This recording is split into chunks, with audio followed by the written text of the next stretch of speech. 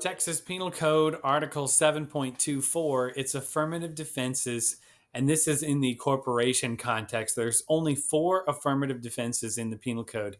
Self-defense is the most likely one you talk about. Insanity is the next most likely. This is probably the least likely one for someone to talk about. And affirmative defenses, if you remember from earlier in the code, it talks about the idea that an affirmative defense means you as the defendant have to bring it up. You have the burden of producing evidence that leads the judge to put an affirmative defense in the jury charge and allows a jury to, find that you're not guilty based on that affirmative defense. Once the burden of production has been met, then the prosecution has to prove the affirmative defense is not true beyond a reasonable doubt.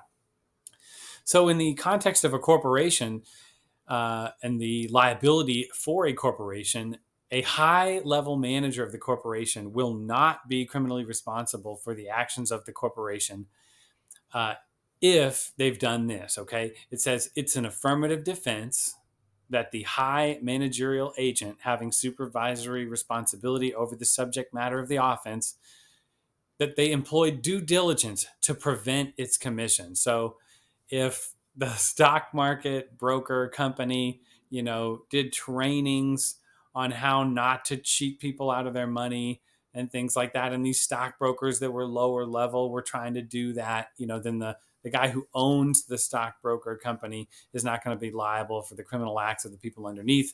They will still be liable for those criminal acts, but the criminal act for the supervisor is not going to be there. And that's pretty much Texas Penal Code Article 7.24. Appreciate you guys watching. Remember to like and subscribe if you like what you saw.